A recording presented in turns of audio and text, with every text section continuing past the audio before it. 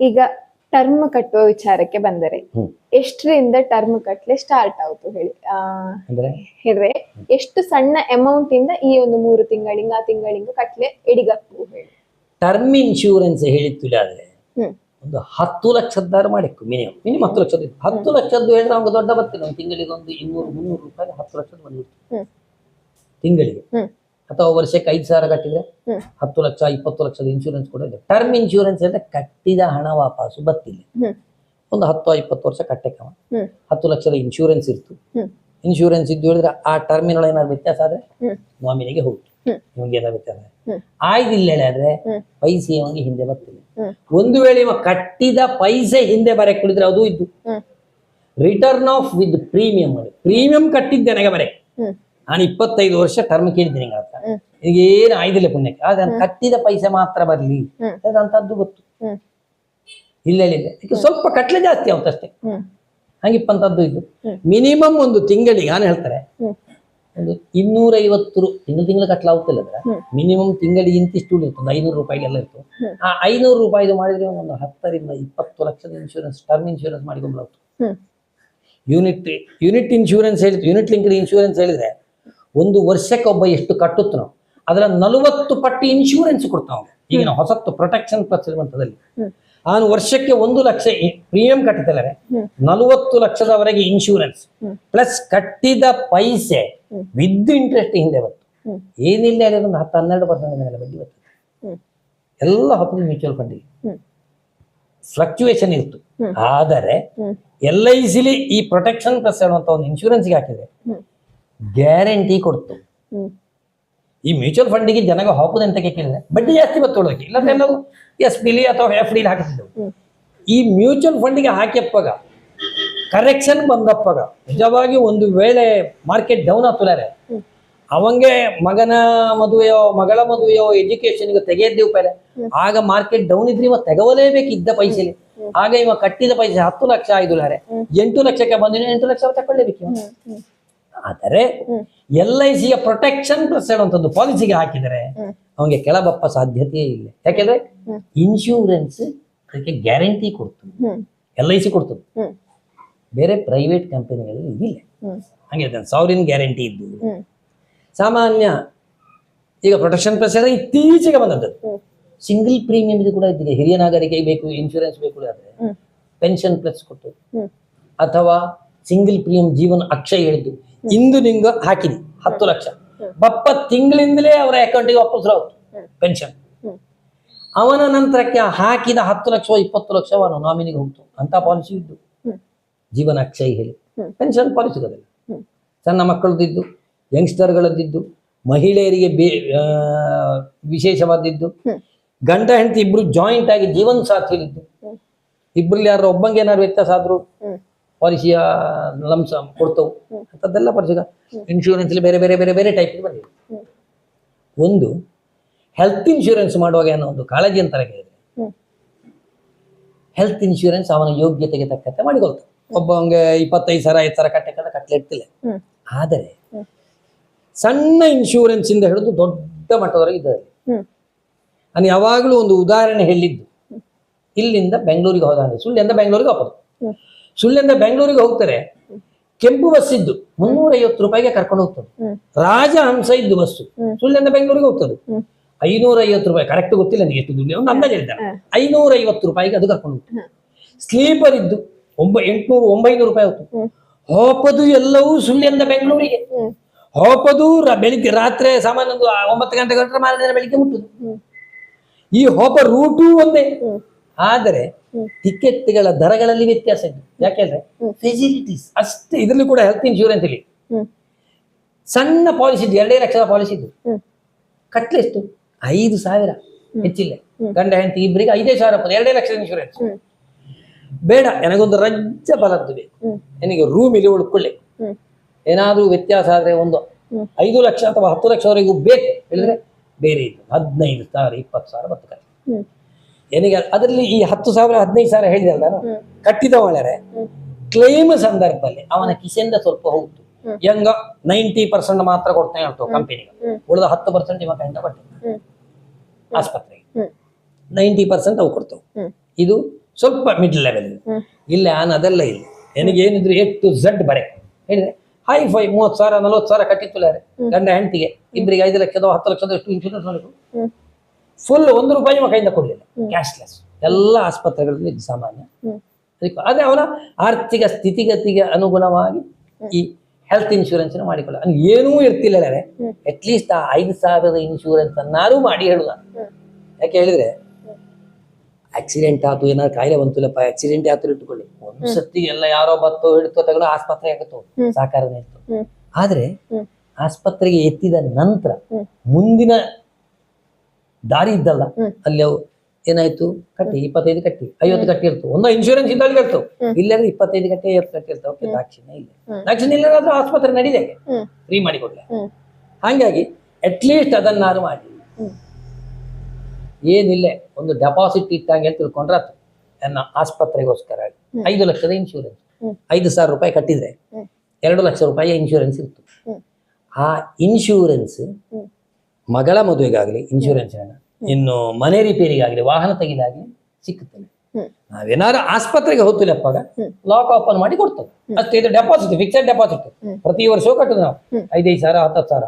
ಆ deposit open ಅಪ್ಪದು ಯಾವಾಗ ಆಸ್ಪತ್ರೆಗೆ ಹೋದ್ರೆ ಮಾತ್ರ. ಗಾಡಿ ರಿಪೇರಿಗೆ, ಮನೆ ರಿಪೇರಿಗೆ, ಮಗಳ ಮದುವೆಗೆ, ಜಂಬರಕ್ಕೆ ಸಿಕ್ಕುತ್ತಿಲ್ಲ. ಅದ್ರ ಒಂದು ತಲೆಗಿಟ್ಟುಕೊಳ್ಳಿ ಬೇಕು, ಇನ್ಶೂರೆನ್ಸ್ ಬೇಕು. ಎಷ್ಟು ಬೇಕು, ಹೇಗಿಪ್ಪುದು ಬೇಕು ಹೇಳುವಂತಾದ್ರೆ ತಿಳ್ಕೊಳ್ಳಿ. ಒಳ್ಳೊಳ್ಳೆ ಏಜೆಂಟ್ಗೂ ಇದು ಬರೇ ಇನ್ಶೂರೆನ್ಸ್ ಮಾಡುವಾಗ ಆನ್ಲೈನ್ ಮಾಡ್ತು, ಬಟ್ ಸರ್ವಿಸ್ ಸಿಕ್ತಿಲ್ಲ. ಒಂದು 500 ರೂಪಾಯಿ 1,000 ರೂಪಾಯಿ ಕಡಿಮೆ ಇಕ್ಕೋಕೆ. ಆದ್ರೆ ಸರ್ವಿಸ್ಗೆ ಏಜೆಂಟ್ ಇಲ್ಲದೆ ಇನ್ಶೂರೆನ್ಸ್ ಅಷ್ಟು ಸುಲಭ ಇಲ್ಲ. ಅವು ಏನೋ ಒಂದು ಸಣ್ಣ ಕ್ಲಾಸ್ ಹಾಕಿ ಬಿಟ್ಟಿದ್ದಾದ್ರೆ ಇವ ಅದರ ಇಗ್ನೋರ್ ಮಾಡಿದ್ದಾಳೆ, ಇವ ಇನ್ಶೂರೆನ್ಸ್ ತಗೊಂಡಿದ್ದಾಳೆ, ನೋಡ್ದು ಅದನ್ನೇ ಎದುರು ಹಿಡಿತದೆ. ಅದಕ್ಕೋಸ್ಕರ ನಿಂಗೋಗೆ ಗುರ್ತಾಯಿಪ್ಪ, ನಿಂಗೋಗೆ ಇವ ಕೂಲಿ ಕಾಂಬಂತ, ಅದು ಮಹಿಳೆ ಇರಲಿ ಪುರುಷ ಇರಲಿ, ಯಾರೋ ಒಬ್ಬ ಏಜೆಂಟನ್ನು ಕಾಂಟ್ಯಾಕ್ಟ್ ಆಗಿ ವಿವರ ಕೊಡುವಂತಹ ಒಬ್ಬ ಇನ್ಶೂರೆನ್ಸ್ ಏಜೆಂಟ್ ಇದ್ದಾಳೆ. ಆದ್ರೆ ಅವರೊಟ್ಟಿಗೆ ಮಾಡಿಸಿರೋದನ್ನ ಏನೊಟ್ಟಿಗೆ ಮಾಡಿ ಕೂಡ ಹೇಳೋದಲ್ಲ, ಏನೊಟ್ಟಿಗೆ ಮಾಡಿ any time I am welcome. ಆದ್ರೆ ದೂರದವು ಇದ್ದೋಡ್ಯಾರೆ ಫೋನ್ ಮಾಡಿ ಬರ್ಲಿ, ನೀವು ಫೋನ್ ನಂಬರ್ ಏನಾದ್ರು ಹಾಕಿ ನಾನು ಖಂಡಿತ ಪ್ರಶ್ನೆ ಅದನ್ನೇ ಕೇಳಲಿಕ್ಕಿದೆ. ಈಗ ನಿಂಗಳ ಹತ್ರ ವಾಟ್ಸಪ್ ಹೇಳಿ, ಆದರೆ ನಿಂಗಳ ಕಾಂಟ್ಯಾಕ್ಟ್ ನಂಬರ್ ಖಂಡಿತ ಕಾಂಟ್ಯಾಕ್ಟ್ ನಂಬರ್ ಕೊಡ್ತೆ. ಎನಿ ಟೈಮ್ 24x7 ಅನ್ನೋದು ಫೋನ್ ಆನ್ ಇಲ್ಲಿ ಇರ್ತು. ಆದರೆ ರಾತ್ರಿ 10 ಗಂಟೆಯಿಂದ ಬೆಳಿಗ್ಗೆ 7 ಗಂಟೆಯ ತನಕ ಸ್ವಿಚ್ ಆಫ್ ಆಗಿರ್ತಿಲ್ಲ, ಸೈಲೆಂಟ್ ಮೋಡಿಲ್ ಇತ್ತು. ಯಾರೇ ಕಾಲ್ ಮಾಡ್ಲಿ ಅವಕ್ಕೆ ಮತ್ತೆ ಕಾಲ್ ಮಾಡ್ತೇವೆ ವಾಪಸ್ ಎಂತ ನಿಂಗ ಕಾಲ್ ಮಾಡಿದ್ವಿ. ಯಾಕೆಂದ್ರೆ ನಿಗೂ ಏನೋ ಒಂದು ಪ್ರೈವೇಸಿ ಬೇಕಲ್ಲ. ರಾತ್ರಿ 10ರಿಂದ ಬೆಳಿಗ್ಗೆ 5 ಗಂಟೆ 5:30 ಗಂಟೆ ನಿದ್ದೆ ಬೇಕಾಯ್ತು. ಆ ಸಮಯದಲ್ಲಿ ಡಿಸ್ಟರ್ಬ್ ಮಾಡ್ಲೆ ಎನ್ನ ಫೋನು ಬಿಡ್ತಿಲ್ಲ, ಸೈಲೆಂಟ್ ಮೋಡಿಗೆ ಹಾಕಿರ್ತಾರೆ. ಫೋನ್ ಬತ್ತು ಮನೆ ಕೇಳ್ತೆ ಯಾರದು ಏನು ತಗೊಂಡಲ್ಲ. ಎನಿ ಟೈಮ್ ಫೋನ್ ಮಾಡ್ಲಿ. ನಾನು ಹೆಚ್ಚಾಗಿ ಲಭ್ಯ ಬೆಳಿಗ್ಗೆ 9ರಿಂದ ಸಾಯಂಕಾಲ 8 6 7 8 ಗಂಟೆಯ ತನಕ ಸಾಮಾನ್ಯ ಫೋನ್ ತೆಗಿತೇನೆ. ಮತ್ತೆ ಕೆಲವು ಸರ್ತಿ ಫೋನ್ ಸಿಕ್ಕಿದೇ ಇಲ್ಲರೆ ವಾಟ್ಸಪ್ ಕಾಲ್ ಮಾಡ್ಲಿ. ಮನೇಲಿ ನನ್ನ ಹತ್ರ ವೈಫೈ ಇದ್ದು ನಾನು ವಾಟ್ಸಪ್ ಕಾಲ್ 8618463530 ಇದು ನನ್ನ ಜಿಯೋ ನಂಬರ್. ಇನ್ನೊಂದು BSNL ನಂಬರ್ ಹೇಳ್ತಾರೆ 9444288830. ನಾನು ಚೀಫ್ ಲೈಫ್ ಇನ್ಶೂರೆನ್ಸ್ ಅಡ್ವೈಸರ್ ಅಲ್ಲಿ ಹೇಳಿದರೆ I can appoint some agents. ಆ ಏಜೆಂಟ್ಗಳ ರಿಕ್ರೂಟ್ ಮಾಡ್ಲಿಕ್ಕೆ ಇತ್ತೀಚೆಗೆ ಮಾಡ್ತಾ ಇದ್ದೇನೆ. ಅದರಲ್ಲಿ ಆನ್ ರಿಕ್ರೂಟ್ ಮಾಡಿ ನಾನು ಅವರ ಬೆಳೆಸುತ್ತೆ, ಓಕೆ ಹೇಳಿಕೊಡ್ತೆ, ಓಕೆ ಕಮಿಷನ್ ಬತ್ತು, ಎಲ್ಲ ಇಸಿಂದ್ರೆ ಎಲ್ಲ ಇದ್ದು. ಇದ್ರಲ್ಲಿ ಭೀಮಾ ಸಖಿ ಹೇಳುವಂತ ಒಂದು ವಿಶೇಷವಾದಂತ ಒಂದು ಪ್ರೋಗ್ರಾಮ್ ನರೇಂದ್ರ ಮೋದಿಯವರು ಬಿಡುಗಡೆ ಮಾಡಿದ್ರು. ಮಹಿಳೆಯರಿಗೆ ವಿಶೇಷವಾಗಿ ಓಕೆ ಸ್ಟೈಫಂಡ್ ಕೊಟ್ಟು 3 ವರ್ಷ ತಿಂಗಳು ಸ್ಟೈಫಂಡ್ ಕೊಟ್ಟು 7,000 ರೂಪಾಯಿ ಆಗಿ ಬಿಸಿನೆಸ್ ಕೊಡೆ ಇಂತಿಷ್ಟು ಬಿಸಿನೆಸ್ ಕೊಡ್ತಾ ಇದ್ರೆ ಓಕೆ ಸ್ಟೈಫಂಡ್ ಕೊಡ್ತು, ಟ್ರೈನಿಂಗ್ ಕೊಡ್ತು, ಕಮಿಷನ್ ಕೊಡ್ತು. ಅಂತದ್ದೊಂದು ಹೊಸ ವ್ಯವಸ್ಥೆ ಬಂದಿದ್ದು. ಇದು ಯಾವಾಗ ನಿಲ್ಲಿಸ್ತವಳು ಹೇಳಿಡಿಯ.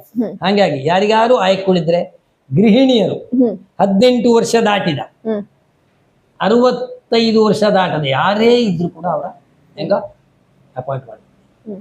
ಅದಕ್ಕೂ ಕೂಡ ಬೇಕಾದ್ರೆ ಅವರ ವಿವರ ಬೇಕಿದ್ರೆ ಇದೇ ನಂಬರಿಗೆ ಫೋನ್ ಮಾಡಿ ನಾನು ಹೇಳ್ತೇನೆ. ಇಷ್ಟು ವರ್ಷದ ಅನುಭವದಲ್ಲಿ ನಿಂಗ ಶುರುವಿಗೆ ಮಾಡಿದ ಇನ್ಶೂರೆನ್ಸ್ ನಿಂಗ ನೆನಪಿದ್ದ? ಅಂಡ್ ನಿಂಗ ಅವರ ಕನ್ವಿನ್ಸ್ ಸುಮಾರು ಹೊತ್ತು ಕನ್ವಿನ್ಸ್ ಮಾಡಿದ್ದ, ಮತ್ತೆ ಅವು ಒಪ್ಪಿದ್ದ ಹೇಗೆ? ಇನ್ಶೂರೆನ್ಸ್ ಕನ್ವಿನ್ಸ್ ಮಾಡುದು ಹೆಂಗೆ ಹೇಳಿಕಿದ್ದಾರೆ, ನಮ್ಮ ಇನ್ಶೂರೆನ್ಸ್ ಅಪರಿಚಿತ ವ್ಯಕ್ತಿಗೆ ಅಷ್ಟು ಪಕ್ಕ ಕನ್ವಿನ್ಸ್ ಮಾಡ್ಲಾಗ್ತದೆ. ಇನ್ಶೂರೆನ್ಸ್ ಹೇಳುವಂತದ್ದೊಂದು ಪ್ರಾಡಕ್ಟ್ ಅಲ್ಲ, ಇದರ ಕೊಡ್ತೇನೆ ನಿಮಗೆ ಇಂತಿಷ್ಟು ರೂಪಾಯಿ ಹೇಳುವಂಥದ್ದಲ್ಲ. ಇದು ನಮ್ಮ ಭವಿಷ್ಯತ್ತಿನ ಭಾವನೆಗಳ ಮಾರಾಟ ಮಾಡೋದು. ನೀವು ಇಷ್ಟು ಕೊಡ್ತೆ ಅಷ್ಟು ಕೊಡ್ತು, ನಾನು ಇಷ್ಟು ಬಕ್ಕು, ಮಗನ ಎಜುಕೇಶನ್ ಇಷ್ಟು ಬಕ್ಕು ಹೇಳುವಂತ ನಾವು ಅವರಿಗೆ ಕನ್ವಿನ್ಸ್ ಮಾಡಿ ಮಾರಾಟ ಮಾಡೋದು. ಆದ್ರೆ ಅವ್ನು ಶುರುವಿಗೆ ಸಣ್ಣ ಅನ್ನ ಪಾಲಿಸಿ ಮಾಡಿದ್ರೆ ಭಾವನೆ ಅವನಿಗೆನ್ನ ಗೊತ್ತಿದ್ದು, ಬಂದದ್ದು ಡೆವಲಪ್ಮೆಂಟ್ ಆಫೀಸ್ ಜೊತೆ ಬಂದದ್ದು ಪಾಲಿಸಿ 25,000 ಪಾಲಿಸಿ. ಯಾವಾಗ 1986ನೇ ಇಸವಿಯಲ್ಲಿ ಮಾಡಿದ ಪಾಲಿಸಿ. 25 10,000 10,000 ಪಾಲಿಸಿ ಅದರ ಮಾಡಿದ್ದಾನೆ, ಹೊಸ ಒಂದು ಪಾಲಿಸಿ. ಮತ್ತೆ ಎನ್ನ ಅತ್ಯಂತ ದೊಡ್ಡ ಪಾಲಿಸಿ ಹೇಳಿದ್ರೆ ನಾನು ಇಷ್ಟರವರೆಗೆ ಮಾಡಿದ್ದಲ್ಲಿ 1 ಕೋಟಿಯ ಇನ್ಶೂರೆನ್ಸ್, ವರ್ಷಕ್ಕೆ ಕಟ್ಟಲೆ 35 ಲಕ್ಷ ಅಲ್ಲ, ಒಂದು ಸಾಮಾನ್ಯ 3.5 ಲಕ್ಷ ರೂಪಾಯಿ ಅಂದು ಮಾಡಿ. ಇದೆಲ್ಲ ತರ ದೊಡ್ಡ ಪಾಲಿಸಿ ಗೊತ್ತಾಯ್ತು. ಆದರೆ ಪ್ರೀಮಿಯಂ ಇಲ್ಲಿ ಹಾಗೆ 35 ಲಕ್ಷ 40 ಲಕ್ಷ ಕಟ್ಟುವಲ್ಲ ಇತ್ತು, ಒಳ್ಳೊಳ್ಳೆ ಪಾಲಿಸಿಗೆ ಬಂತು. ಮತ್ತೆ ಹೆಚ್ಚಾಗಿ ನಾನು ಯುವಕರಿಗೆ ಅಂತ ಕೇಳಿದ್ರೆ ಟರ್ಮ್ ಇನ್ಶೂರೆನ್ಸ್ ಸರ್ ತಕ್ಕೊಳ್ಳಿ. ಯಾಕೆ ಹೇಳಿದ್ರೆ risk risk risk risk risk ಯಾವಾಗ ಹೆಂಗೆ ಬತ್ತು ಹೇಳಿರುತ್ತೆ. ಅದಕ್ಕೋಸ್ಕರ ಟರ್ಮ್ ಇನ್ಶೂರೆನ್ಸ್ ಒಂದೊಂದು ಹೆಲ್ತ್ ಇನ್ಶೂರೆನ್ಸ್ ತಗೊಳ್ಳಿ, ಇಟ್ಸ್ ವೆರಿ ಇಂಪಾರ್ಟೆಂಟ್. ಉಳಿದ್ರೆ ಬೇಕಾದ್ರೆ ನಿಮಗೆ ಮ್ಯೂಚುವಲ್ ಫಂಡಿಗೆ ಹಾಕಿ ಬೇಡ ಹೇಳ್ತೇನೆ, ಆದರೆ ಇನ್ಶೂರೆನ್ಸಿಗೆ ಫಸ್ಟ್ ಹಾಕಿ ಉಳಿದ್ರೆ ಮ್ಯೂಚುವಲ್ ಫಂಡಿಗೆ ಹಾಕಿ. ಇಲ್ಲದಿದ್ರೆ ಏನಾವತ್ತು ಕೇಳಿದ್ರೆ ನಾನು ಸಾಲ ಮಾಡಿರುತ್ತೆ, ಆನೆ ಎಡೆಯಲ್ಲಿ ಏನಾದ್ರು ವ್ಯತ್ಯಾಸ ಆಯ್ತು, ಸಾಲದ ಹೊರೆ ಸಂಸಾರಕ್ಕೆ ಬಂತು. ಅದರ ಬದಲು ಮ್ಯೂಚುವಲ್ ಫಂಡು ನಿಲ್ಲುತ್ತೆ, ಎಲ್ಲವೂ ನಿಲ್ಲುತ್ತೆ ಅಷ್ಟೊತ್ತಿಗೆ, ಹಂಗೆ ತೊಂದರೆ ಆಗ್ತದಪ್ಪ. ಅದಕ್ಕೆ ಬೇಕಾಗಿ ಅಟ್ಲೀಸ್ಟ್ ಇನ್ಶೂರೆನ್ಸ್ ಇದ್ದರೆ ಇದರೆಲ್ಲ ಸೇಫ್ ಗಾರ್ಡ್ ಮಾಡ್ತಾರೆ. ಅದಕ್ಕೋಸ್ಕರ ಇನ್ಶೂರೆನ್ಸ್ ಇತ್ತು. ಒಂದಿಷ್ಟು ವರ್ಷದ ಅನುಭವ ಆದ ಮತ್ತೆ ಈಗ ಜನರು ಬಪ್ಪದು ಸುಲಭ ಆಗುತ್ತಾ, ಜನರ ಕನ್ವಿನ್ಸ್ ಮಾಡುದು ಸುಲಭ ಆಗುತ್ತಾ ಹೇಗೆ? ಖಂಡಿತ ಮೊದಲಿಗಿಂತ ಎಷ್ಟೋ ಈಗ ಕನ್ವಿನ್ಸ್ ಮಾಡಲು ಸುಲಭ ಆಗ್ತಾ ಇತ್ತು, ಜನಕ್ಕೆ ಅವೇರ್ನೆಸ್ ಬಂದಿದೆ. ಅದು ಕೋವಿಡ್ನ ನಂತರ ಹೆಲ್ತ್ ಇನ್ಶೂರೆನ್ಸ್ ಬಹಳ ಸುಲಭವಾಗಿ ಕನ್ವಿನ್ಸ್ ಆಗ್ತಾ ಇತ್ತು. ಕೋವಿಡ್ ಇಲ್ಲೆಲ್ಲ ಆಸ್ಪತ್ರೆಗೆ ಇದ್ದವಲ್ಲ, ಆಗ ಇನ್ಶೂರೆನ್ಸ್ ಎಲ್ಲ ಅವೇರ್ನೆಸ್ ಕ್ರಿಯೇಟ್ ಆದ್ದೆ ಅವಾಗ. ಹೆಚ್ಚಿನ ಮೊದಲೇ ಹೆಲ್ತ್ ಇನ್ಶೂರೆನ್ಸ್ ದೊಡ್ಡ ಇತ್ತಿಲ್ಲ. 2020ನೇ ಇಸವಿಯಿಂದ ನಂತರ ಹೆಲ್ತ್ ಇನ್ಶೂರೆನ್ಸ್ ಒಳ್ಳೆ ಡೆವಲಪ್ ಆಯ್ತು, ಕಂಪನಿಗಳು ಬಂದು. ಮತ್ತೆ ಇನ್ಶೂರೆನ್ಸಿನ ಬೇಕುಳಿರ್ತು, ಇನ್ಶೂರೆನ್ಸ್ ಮಾಡಿಕೊಳ್ಳೋದು ಸ್ವಲ್ಪ ಒತ್ತಾಯ ಬೇಕಿಲ್ಲ ಮಾಡ್ತೇನೆ. ಉಳಿತಾಯಕ್ಕೆ ಒತ್ತಾಯ ಬೇಕೇ ಬೇಕು. ಹಾಗಾಗಿ ಅಷ್ಟು ಸುಲಭ ಇಲ್ಲ, ಮೊದಲನ್ನಷ್ಟು ಕಷ್ಟ ಅಲ್ಲ, ಸುಲಭ ಇದೀಗ. ಮತ್ತೆ ಜನಕ್ಕೆ ನಂಬಿಕೆ ಇದ್ರೆ ಕನ್ವಿನ್ಸ್ ಅಪ್ಲ ಬೇಗ ಆಗುತ್ತೆ. ನಮ್ಮ ಮೇಲೆ ಜನಕ್ಕೆ ನಂಬಿಕೆ ಬರಬೇಕು, ನಂಬಿಕೆ ಬರುತ್ತೆ ನಮ್ಮ ಕೈಯಿಂದ ಇನ್ಶೂರೆನ್ಸ್ ತಗೊಳ್ತೇವೆ. ನೀವು ಜನ ಕಂಡ ತುಲರೆ ಇನ್ಶೂರೆನ್ಸ್ ಸೇಲ್ ಆಗುತ್ತೆ. ಇನ್ಶೂರೆನ್ಸ್ ಯಾವಾಗಲೂ ಅವಾಗೆ ಬಂದು ಕೇಳುದು ಬಾರಿ ಬಹಳ ಬಹಳ ರೇರ್. ಒಂದು ವೇಳೆ ಹೆಲ್ತ್ ಇನ್ಶೂರೆನ್ಸ್ ಅವನಾಗೆ ಬಂದು ಕೇಳ್ತಲ್ಲ, ನಮ್ಗೆ ಏನೋ ಸಣ್ಣ ಕಾಯಿಲೆ ಇದ್ದಿಲ್ಲ, ಏನೋ ಪ್ರಾಬ್ಲಮ್ ಇದ್ದಿಲ್ಲ, ಸಹಜ ಕೇಳುದು. ಹೆಲ್ತ್ ಇನ್ಶೂರೆನ್ಸ್ ಆರೋಗ್ಯವಾಗಿಪ್ಪಾಗ ಮಾಡಿಕೊಂಬೋದು, ಅನಾರೋಗ್ಯ ಆದಾಗ ಅದರ ಸೌಲಭ್ಯ ಪಡ್ಕೊಬೋದು. ಹಾಗೆ ಹೇಳಿ ನಾನು ಹಾರ್ಟ್ ಆಪರೇಷನ್ ಆದಕ್ಕೂ ಕೂಡ ಇನ್ಶೂರೆನ್ಸ್ ಮಾಡಿದ್ದೆ, ಹೆಲ್ತ್ ಇನ್ಶೂರೆನ್ಸ್ ಮಾಡಿದ್ದೆ. ಯಾರಿಗೆ ಬೇಕಾದ್ರೆ ಇನ್ಶೂರೆನ್ಸ್ ಮಾಡಲಾಗುತ್ತೆ, ಅದರ ವಿವರಗಳ ಕೊಡಬೇಕು, ಕಂಪನಿಗೆ ಕೊಡ್ತೇನೆ, ಅವಲ್ಲಿ ಪಾಸ್ ಆಗ್ತಾವ ಫೈಲ್ ಆಗ್ತಾವ ಹೇಳ್ತು ಪಾಸ್. ಹಾರ್ಟ್ ಆಪರೇಷನ್ ಆದ ವ್ಯಕ್ತಿಗೆ ಹೆಲ್ತ್ ಇನ್ಶೂರೆನ್ಸ್ ಮಾಡಿದ್ದೆ ಹಿಂದಿಗೂ. ಕೆಲವು ಜನ ಇದ್ದು ಹೆಲ್ತ್ ಇನ್ಶೂರೆನ್ಸ್ ಕಟ್ತಾ ಇದ್ದೆ. ಅದರಲ್ಲಿ ಹೆಲ್ತ್ ಇನ್ಶೂರೆನ್ಸ್ ಮಾಡುವಾಗ ನಾವೇನಾದ್ರು ಮುಚ್ಚಿಟ್ರೆ ಎಲ್ಲಾರು ತಾಪತ್ತೆ. ಹಾಗೆ ಹೇಳಿ ಹೆಲ್ತ್ ಇನ್ಶೂರೆನ್ಸ್ ಕಂಪನಿಗೂ ಬಂದದ್ದು ನಮ್ಮ ಉದ್ಧಾರ ಮಾಡ್ಲಂತೂ ಖಂಡಿತ ಅಲ್ಲ, ಹೆಲ್ತ್ ಇನ್ಶೂರೆನ್ಸ್ ಕಂಪನಿ ಉದ್ಧಾರ ಆಯ್ಕೊಳ್ಳೆ ಬಂದದ್ದು, ಪೈಸೆ ಮಾಡ್ತೇನೆ. ಹಾಗೆ ಸರಿಯಾಗಿ ನಾವು ಹೇಳಿದ್ರೆ ಸರಿಯಾಗಿ ಸಿಕ್ಕುದಕ್ಕೆ ಅಂತ ತೊಂದರೆ. ಅದರಲ್ಲಿ ಕೆಲವು ಕ್ಲಾಸ್ಗೆ ಇದ್ದು ಶುರುವಿನ 2 ವರ್ಷ ಕೊಡ್ತಿಲ್ಲ ಇಂಥ ಕಾಯಕ್ಕೆ, ಹಾಗೆಲ್ಲ ಇದ್ದು. ಅದನ್ನೇ ಹೆಲ್ತ್ ಇನ್ಶೂರೆನ್ಸ್ ಎನ್ನ ಪ್ರಶ್ನೆಯ ಮಾವನೇ ಉತ್ತರಿಸುತ್ತಾ ಇದ್ದ. ಓಕೆ, ಅದನ್ನೇ ಕೇಳಿಕೊಳ್ಳಿ. ಈಗ ನಾವು ಕಟ್ಟಿದ 6 ತಿಂಗಳು 1 ವರ್ಷಲ್ಲೇ ಅದ್ರ ಕ್ಲೇಮ್ ಮಾಡ್ಲಿ ಅಂತ ಹೇಳುವ ಹೆಲ್ತ್ ಇನ್ಶೂರೆನ್ಸ್ ಹೇಳ್ತೇನೆ. ಹೆಲ್ತ್ ಇನ್ಶೂರೆನ್ಸ್ ಇದೆ ಎಲ್ಲ ಕಾಯಿಲೆಗೂ ಕೊಡ್ತಿಲ್ಲೇ ಹೇಳುವಂತಹದ್ದು ಕಾಯಿಲೆ ಅಂತ ಹೇಳಿದ್ರೆ ಹುಟ್ಟಿನಿಂದಲೇ ಇದ್ದಂತ ಕಾಯಿಲೆ. ಉದಾಹರಣೆಗೆ ಕಣ್ಣು ಕೋಸ ಇದು, ಅದ್ರ ಸರಿ ಮಾಡುತ್ತೆ, ಅದೇ ಸಿಕ್ಕುತ್ತಿಲ್ಲ ಹೆಲ್ತ್ ಇನ್ಶೂರೆನ್ಸ್. ಹುಟ್ಟುವಾಗಲೇ ಕಾಲು ಪೋಲಿಯೋ ಆಯ್ಕೊಂಡಿದ್ದು, ಏನೋ ಹುಟ್ಟಿನ ಆರೋಗ್ಯ ಒಂದು ಕೆಲವು ಕಾಯಿಲೆಗಿದ್ದವಲ್ಲ, ಅದಕ್ಕೆ ಯಾವ್ದಕ್ಕೂ ಸಿಕ್ಕುತ್ತೇ ಇಲ್ಲ. ಅದು ಬಿಟ್ಟು ಬಾಕಿ ಎಲ್ಲ ಸರ್ಜರಿಗೂ ಸಿಕ್ಕುತ್ತೆ. ಯಾವುದಕ್ಕೆ ಸಿಕ್ಕುತ್ತಿಲ್ಲ ಕೆಲಸ, ಒಂದು ಹುಟ್ಟಿದ ಆರೋಗ್ಯ, ಇನ್ನೊಂದು ದೇಶದ್ರೋಹದ ಕೆಲಸ, ಕಾನೂನಿಗೆ ವ್ಯತಿರಿಕ್ತವಾದ ದೇಶದ್ರೋಹ ಕೆಲಸ ಮಾಡೋದಂದ್ರೆ ಬಾಂಬ್ ಬ್ಲಾಸ್ಟ್ ಮಾಡಲು ಹೋಪಾಗ ಅವ್ನು ಬಾಂಬ್ ಬ್ಲಾಸ್ಟ್ ಆಯ್ತು, ಅವನ ಕೈ ಕಾಲು ಏನೋ ಹೋತು, ಆಸ್ಪತ್ರೆಗೆ ಹೋದ, ಸಿಕ್ಕಾಗ ದೇಶದ್ರೋಹದ ಕೆಲಸ ಮಾಡಿ ಏನಾದ್ರೂ ಅನಾಹುತ ಆಗಿಪ್ಪಾಗ ಇವನ ಜೀವಾಪಾಯ, ಲೈಫ್ ಇನ್ಶೂರೆನ್ಸ್ ಕೂಡ ಸಿಕ್ಕುತ್ತಿಲ್ಲ, ಹೆಲ್ತ್ ಇನ್ಶೂರೆನ್ಸ್ ಕೂಡ ಸಿಕ್ಕುತ್ತೆ. ಆದರೆ ಅದು ಒಂದು, ಬಾಕಿದ್ದ ಎಲ್ಲದಕ್ಕೂ ಸಿಕ್ಕುತ್ತಿಲ್ಲ ಹೇಳಿದೆ. ಆದ್ರೆ ಈ ಸರ್ಜರಿಗಳಲ್ಲಿ 2 ವಿಧ ಮಾಡಿದ್ದೆವು.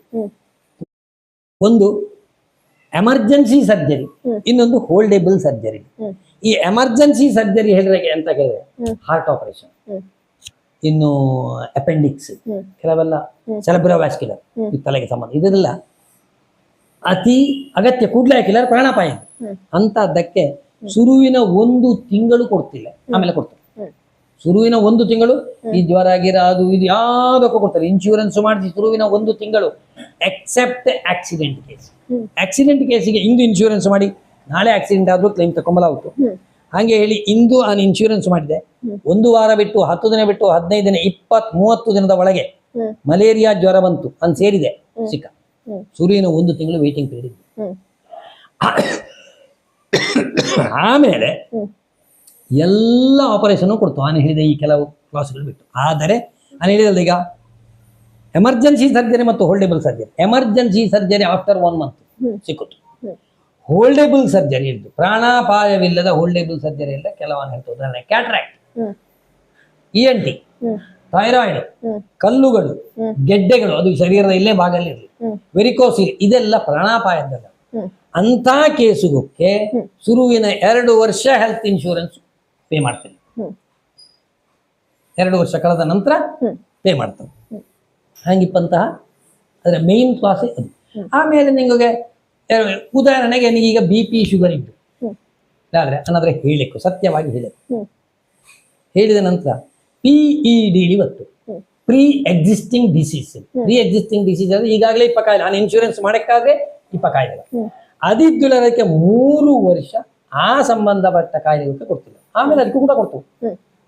ಇದು ಇನ್ನೊಂದೆಂತರ ಕೇಳಿದ್ರೆ, ನನಗೆ ಪ್ರೀ ಎಕ್ಸಿಸ್ಟಿಂಗ್ ಕಾಯಿಲೆ ಇತ್ತು, ನಾನು ಇನ್ಶೂರೆನ್ಸ್ ಮಾಡಿದ್ದೆ, ನನಗೆ ಏನೂ ಆಯ್ದಿಲ್ಲ, ನಾನು 8 ವರ್ಷ ಇನ್ಶೂರೆನ್ಸ್ ಪ್ರೀಮಿಯಂ ಕಟ್ಟಿಕೊಂಡೋದೆ, ಹೆಲ್ತ್ ಇನ್ಶೂರೆನ್ಸ್ ಹೇಳಿದಾನೆ 8 ವರ್ಷ ಕಟ್ಟಿದೆ, ಆಮೇಲೆ ನನಗೆ ಈ ಕಾಯಿಲೆ ಉದ್ಭವಗೊಂಡು ನಾನು ಆಸ್ಪತ್ರೆ ಸೇರಿದೆ, ಆಗ ಮಾತ್ರ ಕೊಡಬೇಕು. ಆಗ ಪ್ರೀ ಎಕ್ಸಿಸ್ಟಿಂಗ್ ನೀನು ಯಾಕೆ ಹೇಳಿದ್ದಿಲ್ಲ ಹೇಳಿ ಡಿಕ್ಲೈನ್ ಮಾಡುವಂಗಿಲ್ಲ, ಡಿಕ್ಲೈನ್ ಮಾಡಿದ್ರು ನಮಗೆ ಸಿಕ್ಕುತ್ತು ಮಾತ್ರ.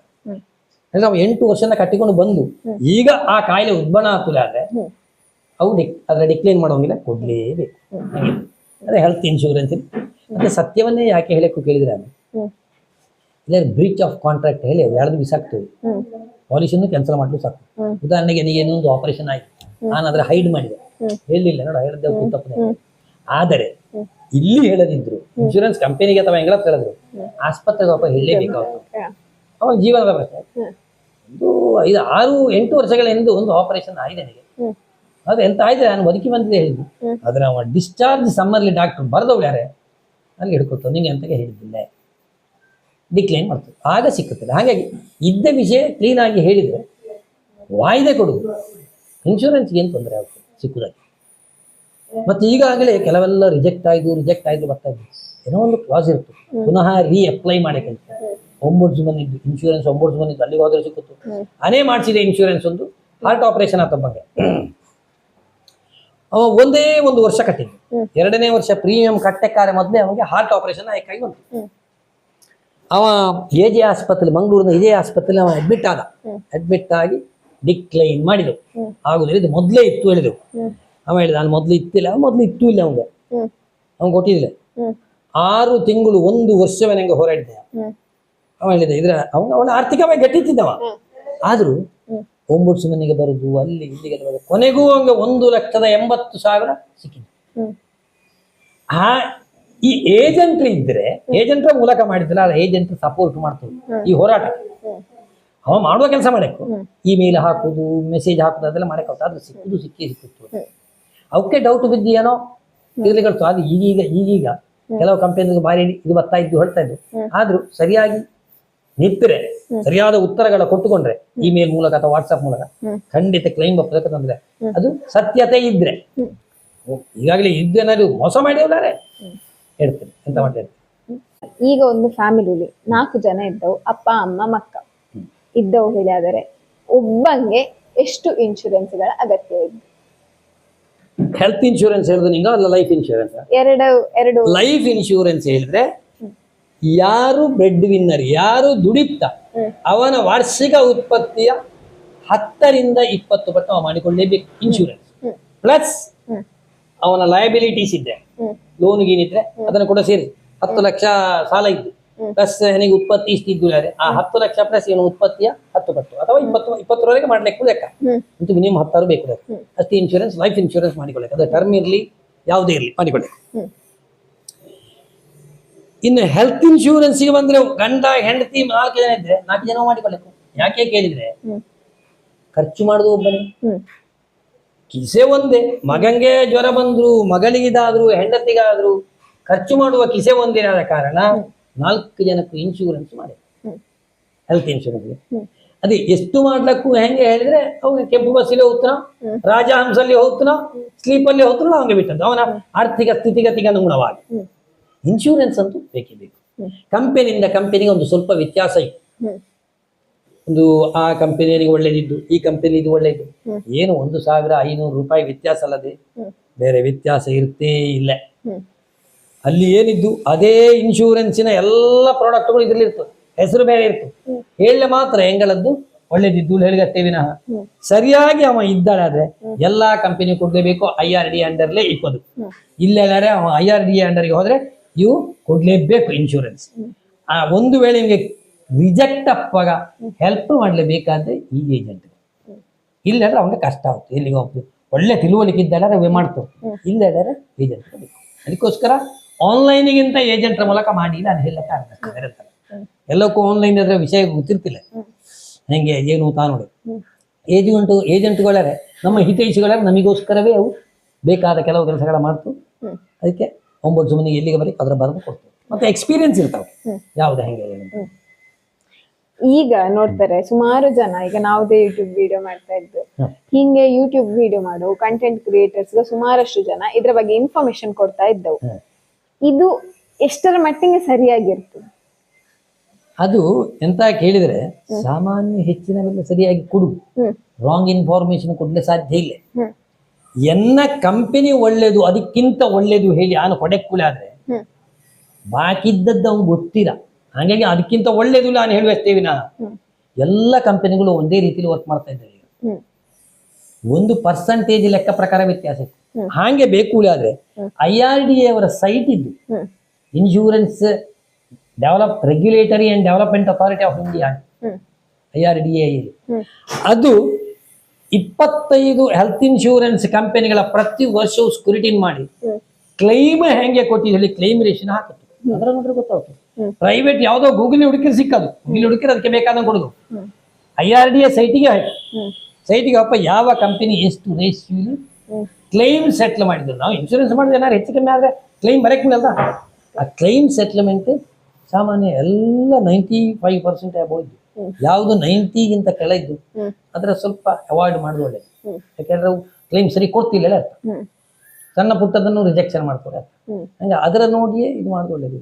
ಅದನ್ನು ನೋಡಕ್ಕೂ ಒಟ್ಟಿಗೆ ಅಡ್ವೈಸರ್ನ ಯಾರ ಹತ್ರ ಇದ್ದವಂಗೆ ನಂಬಿಗಸ್ತಾ ಇದ್ದ ಅವನ ಹತ್ರ ಹೋಗೋದು ಖಂಡಿತ ಒಳ್ಳೇದು.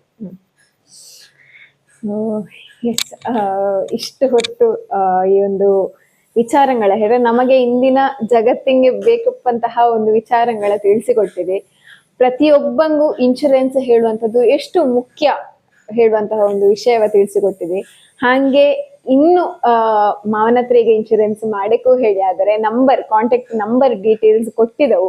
ಹಾಗೆ ಅದು ನೆಕ್ಸ್ಟ್ ಡಿಸ್ಪ್ಲೇ ಮೇಲೆ ಬರ್ತಾ ಇರ್ತು, ನಿಂಗೋಗಿ ಕಾಂಟ್ಯಾಕ್ಟ್ ಮಾಡಕು. ಯಾವುದೇ ರೀತಿಯ ಇನ್ಫಾರ್ಮೇಶನ್ ಬೇಕು ಹೇಳಿ ಆದರೆ ಕಾಂಟ್ಯಾಕ್ಟ್ ಮಾಡ್ಲಕ್ಕು. ಸೊ ಎಸ್ ಮಾವ, ಇಷ್ಟು ಹೊತ್ತು ನಿಗಳ ಸಮಯ ಕೊಟ್ಟಿದೆ, ಹಾಗೆ ವಿಚಾರಗಳ ತಿಳಿಸಿಕೊಟ್ಟಿದೆ. ಧನ್ಯವಾದಗಳು ನಿಮಗೆ. Thank you. ಇದರ ಎಲ್ಲಕ್ಕೂ ಪ್ರಸಾರ ಮಾಡಿ ಅವಕ್ಕೆ ಏನು ಏನತ್ರ ಮಾತಾಡಿ ಕುಳ್ಕೊಂಡ್ರು ನಾವು ಖಂಡಿತ ಸದಾ ಸಿದ್ಧ ಇದ್ದು ಸಹಕರಿಸಿ. ಮತ್ತೊಮ್ಮೆ ಎಲ್ಲರ ಹತ್ರ ಕೇಳಿಕೊಳ್ತಾ ಇದೆ. ಇದರ ನೋಡುವಂತ ಎಲ್ಲ ವೀಕ್ಷಕರಿಗೂ ಶುಭಾಶಯಗಳು.